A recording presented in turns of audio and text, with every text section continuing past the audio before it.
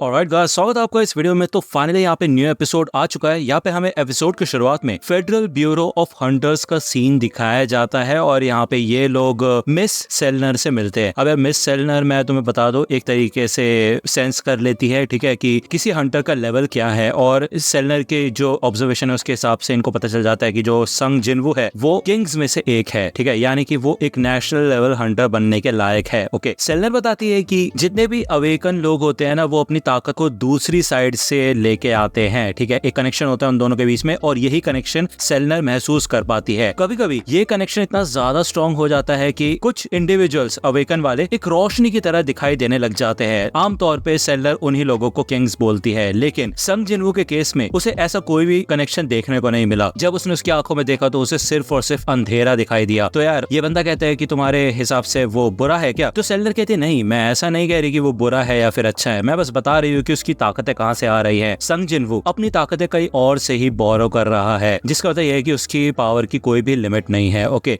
तो यहाँ पे ये जो बंदा होता है ब्रेनन और उसके साथ का ये जो बंदा होता है, ये दोनों यहाँ पे जाते हैं बेसमेंट में लेवल 24 पे। ये लोग यहाँ पे बेसमेंट में आ जाते हैं और ये लोग बात करते हैं कि जब सबसे पहला एस रैंक का गेट ओपन हुआ था उस समय डंजन ब्रेक हुआ था और आज तक का सबसे खतरनाक डंजन ब्रेक था वो। ओके, अमेरिका ने उस समय दुनिया के सबसे ज्यादा स्ट्रॉन्गेस्ट हंटर्स को रिक्रूट किया था और उस रेड मिशन में सिर्फ 5 ही हंटर्स जिंदा बचे थे। तभी से यहाँ पे उन 5 हंटर्स को नेशनल लेवल हंटर्स घोषित कर दिया गया और ये रैंक भी उस समय पहली बार आई थी। कामिश एक ड्रैगन था, ऐसी आग जो कभी भी बुझाई नहीं जा सकती थी, एक ऐसा मैजिक बीस्ट जिसने अकेले ही 100 से भी ज्यादा टॉप रैंकिंग हंटर्स की वाट लगा के रख दी थी। लेकिन उस इंसिडेंट से एक खास बात हमें पता चली कि एक र्यून स्टोन इन लोगों को मिला था कामिश की लाश के अंदर से। तकरीबन 8 साल हो चुके हैं कामिश के रेड को। उसके बाद से यहाँ पे अभी भी एक मेज क्लास का नेशनल लेवल हंटर आना बाकी है जो कि इस र्यून स्टोन का इस्तेमाल कर सके। तब से ये बस कोल्ड बेसमेंट में यहाँ पे पड़ा हुआ है। तो कामिश ने इनको यहाँ पे काफी अच्छा खासा मूल तोहफा दिया है और हमें दिखाया जाता है कि कामिश की डेड बॉडी भी यहीं पे शामिल होती है। दूसरा यहाँ पे हमें जिनवू का सीन दिखाया जाता है जो कि बाथरूम में होता है और वो अपने आप को देख रहा होता है। वो ये सोचता है कि पहले वो जैसा दिखता था अब वो वैसा नहीं है, काफी ज्यादा चेंज हो चुका है, इवन उसकी हाइट भी काफी ज्यादा बढ़ चुकी है। ऐसा इसलिए हो गया है क्योंकि शायद वो इजिली रिकवर कर जाता है और उसने कभी भी हार नहीं मानी,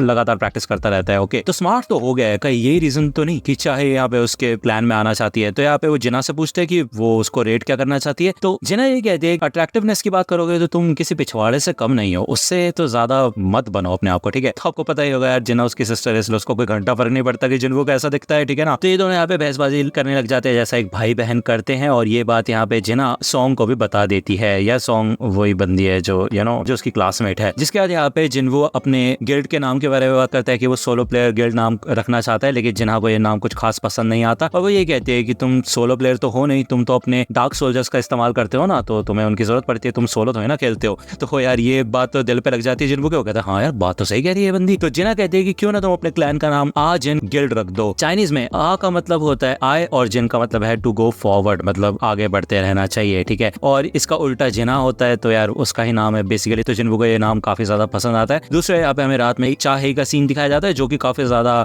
एम्बैरस फील कर रही होती है क्योंकि उसने ये बोल दिया होता है कि आई थिंक सो, शायद वो पसंद करती है जिनवू को, इसी वजह से वो गिल्ड को ज्वाइन करना चाहती है और ये चीज वो बिल्कुल भी सहन नहीं कर पा रही होती। वो यही सोचती है कि बेसिकली उसने ये बोल दिया है कि वो जिनवू को पसंद कर दिया, अब ऐसा मुंह लेके वो कैसे जा सकती है उसके गिल्ड में। वो पक्का सोच रहा होगा कि वो एक नंबर की बेवकूफ है। यहाँ पे वो अपने आप को काफी ज्यादा कोस रही होती है, लेकिन तभी यहाँ पे उसको इंसिडेंट याद आता है उस टाइम का जब ब्यूंगो ने उसको हील किया था। तब उसने उसे एक मैसेज दिया था कि प्लीज तुम जिनवू को आगाह कर देना कि उसे केयरफुल रहना होगा, उसे बता देना कि ये जो पावर्स उसके अंदर है ना उसे उससे संभाल के रहना होगा। ये चीज यहाँ पे चाहे को एकदम से याद आती है और वो एकदम से उठ जाती है और कहती है कि ये बात उसे जिनवू को बतानी थी। दूसरा यहाँ पे हमें नाइट्स गिल्ड का सीन दिखाया जाता है और यहाँ पे बातचीत होती है कि कल ही रात यहाँ पे एक नया गेट अपडेट हो गया, मतलब यार आ चुका है इनके एरिया के अंदर, ठीक है ना। लेकिन हंटर एसोसिएशन के हिसाब से इसका जो रैंक है वो काफी ज्यादा हाई है, इस वजह से ये लोग उसके अंदर रेड करने के लिए नहीं जा सकते हैं। अब यार पार्क पूछता है कि क्या ये गेट एस रैंक का है, तो जुंटाई बताता है कि नहीं ऐसा नहीं है, लेकिन उनके हिसाब से ये ए रैंक का टॉप टायर वाला गेट है जो कि काफी खतरनाक वाली बात है।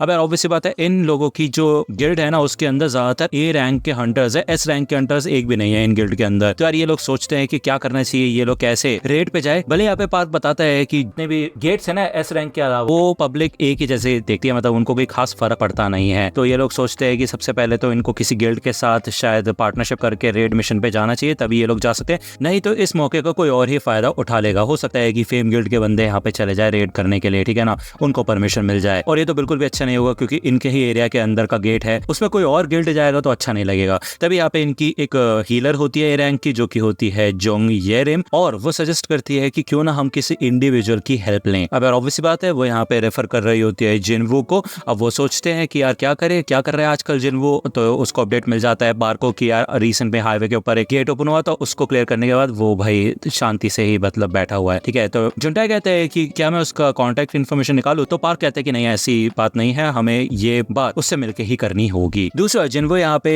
गिल्ड का नाम बताता है, आज इन गिल्ड कैसा रहेगा, तो यार जिन्हों को ये नाम काफी ज्यादा पसंद आता है वो कहता है कि जब तक सोलो प्लेयर नाम नहीं है तब तक भाई सब बेस्ट है। ठीक है, कोई चिंता वाली बात नहीं है। अब यहाँ पे ये लोग बात करते हैं तीसरे और आखिरी फाउंडिंग मेंबर को ढूंढने की। तो यार जिन्हों पूछता है कि मिस शाह का क्या हुआ, वो पास नहीं हो गया टेस्ट में, तो जिन्हों कहता है कि नहीं वो हमारे गिल्ड के हिसाब से ठीक नहीं है, हमें एक ऐसा इंसान चाहिए जिसको कोई फर्क ना पड़े गिल्ड से, और उसके पास एक हंटर लाइसेंस होना चाहिए बस, जिसके ऊपर हम भरोसा कर सके। तभी यहाँ पे दरवाजा खटखटाया जाता है और पार्क अपनी टीम के साथ यहाँ पे आ जाता है। ठीक है, ये लोग अपना मकसद सामने रखते हैं कि यार बुसान में ये काफी बड़ा गेट यहाँ पे आ चुका है और हमें तुम्हारी मदद की जरूरत है उसे क्लियर करने के लिए। तो जिन्हों सोचता है कि बुसान में शायद मैं वहाँ पे जाके जूही से भी मिल सकता हूँ और मैं उससे ट्रीट भी मांग सकता हूँ साशिमी की। तो यार ये बंदा कहता है कि हंटर एसोसिएशन हमें अकेले नहीं जाने देगी जब तक हमारे साथ कोई एस रैंक का हंटर ना हो, तो यार क्या तुम हमारी मदद कर सकते हो या नहीं। तो बेसिकली वो ऑफर रखता है यहाँ पे जिन्वो के सामने, और उसके बदले यहाँ पे पार्क बताता है कि जो ज्यादातर बड़े बड़े गिल्ड हैं एस रैंक के हंटर्स का जो भी हेल्प लेते हैं उसके बदले वो उसको 10% शेयर देते हैं प्रॉफिट्स का, लेकिन इस केस में हम तुम्हें 20% देंगे। लेकिन जिन्वो कहते हैं 50-50 चाहिए मुझे, और मैं चाहता हूँ कि तुम मुझे इंडिविजुअल की तरह नहीं बल्कि गिल्ड की तरह ट्रीट करो, क्योंकि मैं भी अपने गिल्ड का प्रमोशन करना चाहता हूँ। पार्क यहाँ पे भले ही नेगोशिएट करने की कोशिश करता है लेकिन जिन्वो मानता नहीं है, तो पार्क समझ जाता है कि भले ये बच्चा है लेकिन चालाक बहुत है। ठीक है, तो वो मान जाता है 50-50 की डील के लिए और कहता है कि उसके बदले तुम्हें डंजन के बॉस को भी हराना होगा। तो जिन्वो मान जाता है इस चीज के लिए, ये डील यहाँ पे डन हो जाती है। अब इनके पास ज्यादा समय नहीं होता, इस वजह से इनको कल ही यहाँ पे रेड के लिए निकलना होगा। तो जिन्वो कहता है कि ठीक है फिर कल मैं तुम्हें मिल जाऊंगा। भले पार्क कहता है कि तुम हमारे साथ ही चलो, लेकिन जिन्वो कहता है नहीं मुझे कुछ काम है। तभी यहाँ पे हमें दिखाया जाता है जैसे जिन्वो जाता है तो उसकी शैडो में से कुछ हिलता है और युंटा यही चीज नोटिस कर लेता है, लेकिन पार्क कहता है कि क्या बोल रहे हो तुम, पी रखिएगा तुमने। तभी यहाँ पे जिन्वो को किसी का कॉल आता है तो जिन्वो बाहर चला जाता है। ये कॉल किसी और की नहीं बल्कि उसकी मॉम का होता है। ठीक है, उसकी मॉम यही कहते हैं कि आज रात क्यों ना हम साथ में बैठ के डिनर करें, तो जल्दी आ जाना। ठीक है, यहाँ पे हमें अगले दिन का सीन दिखाया जाता है उस गेट का।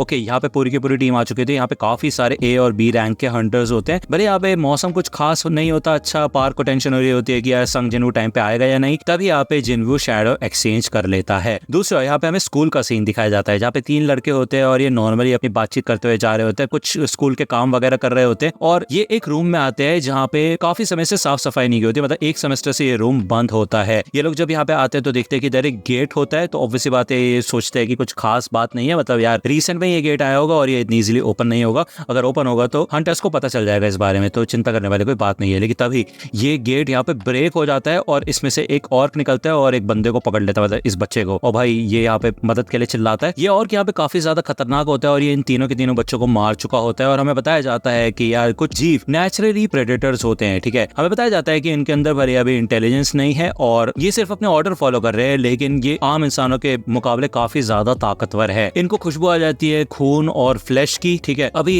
इस समय सिर्फ और सिर्फ इनको मुआयना करने के लिए इधर भेजा गया है, लेकिन जैसे इनकी ये सर्च खत्म होगी उसके बाद इनकी सिक्स्थ सेंस एक्टिवेट हो जाएगी। अब यार ये ऑड्स यहाँ पे होते हैं, इनको समझ आ जाता है कि इस बिल्डिंग में काफी सारे लेवल्स है, बिल्कुल एक कासल की तरह, तो इन्हें धीरे धीरे करके उन सबको कॉन्कर करना होगा और हंट करना शुरू करना होगा। ठीक है, अब ये बंदा बोल देता है ठीक है अपने बाकी सारे भाइयों को बुला के लाओ, अब हम यहाँ पे लोगों को मारना शुरू करेंगे। अब ये लोग यहाँ पे स्कूल में आ चुके होते हैं, भाई इधर ये बच्चों को मारना शुरू कर देते हैं, काफी खतरनाक होते हैं ऑर्क्स। ठीक है, दूसरे यहाँ पे हमें गेट का सीन दिखाया जाता है, जिन्वो इधर आ जाता है, वो देखता है कि ये कितना बड़ा है रियल लाइफ में। अब यार यहाँ पे जो स्ट्राइक टीम होती है ना उसके अंदर 13 ए रैंक के और 20 बी रैंक के हंटर्स होते हैं, मतलब काफी सारे बंदे हैं इधर। ओके, और सच में ये गिल्ड काफी ज्यादा बड़ा है। यहाँ पे कुछ हंटर्स पहचान जाते हैं जिन्वो को, जिससे ये काफी ज्यादा एक्साइटेड हो जाते हैं कि जिन्वो आज का जो रेड मिशन है उसे लीड करने वाला है, लेकिन ऐसा कुछ भी नहीं होता। एज यूजुअल पार्क ही इस रेड मिशन को लीड करेगा। तभी यहाँ पे हीलर आ जाती है जिन्वो को बचाने के लिए इन लोगों से, और वो ये कहते हैं कि मैं हीलर हूँ तो हम दोनों की यहाँ पे बननी चाहिए, ठीक है ना, कोऑपरेट करना पड़ेगा हमको। ठीक है, चिंता करने वाली कोई बात नहीं है। भले ये बात जब बाकी सारे लोगों को पता चलती है कि जिन्वो नहीं कर रहा बल्कि पार्क कर रहा है इस रेड मिशन को लीड, तो ये थोड़े डिसअपॉइंटेड हो जाते हैं। यहाँ पे समय हो चुका होता है अंदर जाने का, ये लोग यहाँ पे गेट के अंदर चले जाते हैं। दूसरे यहाँ पे हमें हंटर एसोसिएशन का सीन दिखाया जाता है, जिनको भाई इमरजेंसी कॉल आती है स्कूल से कि इधर एक मैजिक बीस्ट है, एक लड़की यहाँ पे बाथरूम में छुपी हुई होती है, भाई खून में लथपथ होती है, उसके दोस्तों को मार दिया होता है ऑर्क्स ने, वही यहाँ पे इमरजेंसी नंबर पे कॉल करके सिचुएशन बता रही होती है। अब ये बंदी पूछती है कि उनका हुलिया कैसा है, कैसे दिखते हैं वो, तो यार ये लड़की बताना शुरू करती है कि वो ग्रीन कलर के हैं और अजीब अजीब से है फलाना ढिकाना। तो इस लड़की को समझ आ जाता है कि भाई ये हाई ऑर्क से और ऑर्क्स को इंसानों की महक आ जाती है। तो वो जैसी बोलती है उस लड़की को कि तुम्हें यहाँ से निकलना चाहिए, तुम्हें यहाँ से जल्दी से जल्दी भागना होगा क्योंकि ऑर्क्स तुम्हारी महक सूंघ सकते हैं तभी। लेकिन यहाँ पे भाई चीखने चिल्लाने की आवाज आती है और वो लड़की इधर मर जाती है। दूसरी ओर यहाँ पे हमें दिखाया जाता है कि ज्यादातर बच्चे तो स्कूल से बाहर निकल चुके होते हैं और ये ऑर्क्स यहाँ पे काफी परेशान हो जाते हैं। कहते हैं कि आधे से ज्यादा शिकार तो भागे गए हमारे यहाँ पे, लेकिन अभी भी इस बिल्डिंग के अंदर काफी सारे बच्चे हैं मौजूद। चिंता मत करो, हमने एग्जिट को ब्लॉक कर दिया है तो हमें बस इन सबको जान से मारना होगा। अब यार यहाँ पे कुछ बच्चे होते हैं क्लास के अंदर जिन्होंने भाई बैरिकेड वगैरह लगा दिया होता है डोर्स पे, लेकिन ये ऑर्क्स इस डोर को भी तोड़ के अंदर आ जाते हैं। एक बच्चा भागने की कोशिश करता है, उसको जान से मार देते हैं ये लोग। तभी इन्हें एक ऐसा इंसान महसूस होता है जिसके अंदर काफी ज्यादा माना है, उसे ही सबसे पहले इनको मारना होगा। हमें दिखाया जाता है कि जिना और सॉन्ग दोनों ही एक साथ खड़ी होती है छुप के, ठीक है, और काफी ज्यादा डर रही होती है। जिना इधर जिन्वो को याद कर रही होती है। अब यार आपको याद होगा कि सॉन्ग भी एक अवेकन्ड हंटर है, भले ई रैंक की है, लेकिन भाई वो यहाँ पे आगे बढ़ने की कोशिश करती है लड़ने के लिए, ठीक है। ये और यहाँ पे सॉन्ग की नहीं बल्कि जिना की बात कर रहे होते हैं क्योंकि उसके अंदर से ज्यादा माना वेव्स निकल रही होती है और वो यहाँ पे हमला करने के लिए आगे बढ़ता है। जैसे वो यहाँ पे जिना को खत्म करने वाला होता है तभी इधर रेड हाई ऑर्क आ जाता है, यानी कि जिन्वो का शैडो सोल्जर। और भाई यहाँ पे जिना सोचती है कि कहीं इसके पीछे जिन्वो तो नहीं, क्या जिन्वो यहाँ पे आ चुका है। तो यहाँ पे ये वाला और भाई उड़ा के फेंक देता है इस ग्रीन ऑर्क को, वाट लगा देता है उसके। यहाँ पे 3 ऑर्क बाहर निकल के आ जाते हैं जो कि जिना के सिक्योरिटी के लिए रखे थे जिन्वो ने, ठीक है। दूसरा यहाँ पे जिन्वो भी डंजन के अंदर एंटर कर चुका होता है। इनका सामना छूटते साथ ही एक ऑगरे से होता है जिसके 2 सर होते हैं। अब यार जिन्वो यहाँ पे कुछ नहीं करता, बेसिकली वो सिर्फ और सिर्फ इनको सपोर्ट करने के लिए इधर आया है। तो इधर जो पार्क की टीम होती है वो इनसे लड़ना शुरू कर देती है। इन सब की वाट लगाने के बाद ये जब यहाँ पे थोड़ी देर रुकते हैं तो पार्क यही कहता है कि यहाँ पे बहुत ज्यादा अजीब चीज हो रही है क्योंकि जो ये ऑगरेज है ना, इनका सामना अक्सर बॉस के रूप में होता है और शुरुआत में गेट खुलते साथ ही इनका सामना हो गया ना, इसका मतलब ये है कि कुछ तो गड़बड़ है। तुम्हें पता होगा कि ऑगरे को किसी और नाम से भी जाना जाता है, तो जिन्हों बताता है हाँ ग्रेव कीपर्स के नाम से। तो पार्क कहता है हाँ बिल्कुल सही कहा तुमने, इसका मतलब आगे चल के हमारा सामना मरे हुए सोल्जर से भी हो सकता है, यानी कि बीस्ट से। और ये बात बिल्कुल सच हो जाती है, सामने से काफी सारे मरे हुए बीस्ट निकलना शुरू हो जाते हैं, ठीक है। अब यार ये लोग सोचते हैं कि इनको इनका सामना करना होगा, ठीक है। जिनको सोचता है कि यार मैं तो काफी हाई एक्सपेक्टेशन लेके आया था, लेकिन तभी यहाँ पे उसको सेंसेशन होती है, उसको काफी डर लगने लग जाता है। वो सोचता है ऐसा हो सकता है क्या, वो कहता है कि मेरे को यहाँ से जाना होगा और एक काफी इंपॉर्टेंट काम आ गया है, ठीक है। तो पार्क कहते हैं क्या सच में तुम हमें छोड़ के जाना चाहते हो, तुम्हें पता है ना हम तुम्हारे बिना टिक नहीं पाएंगे यहाँ पे। तो जिनको यहाँ पे अपने कुछ शैडो सोल्जर्स को निकाल देता है, बेरू को, उसके साथ साथ यहाँ पे 20 अलग अलग शैडो सोल्जर्स को निकाल देता है। वो कहता है ये तुम्हारी मदद करेंगे, ठीक है, इतना काफी होना चाहिए। भले ये लोग थोड़ा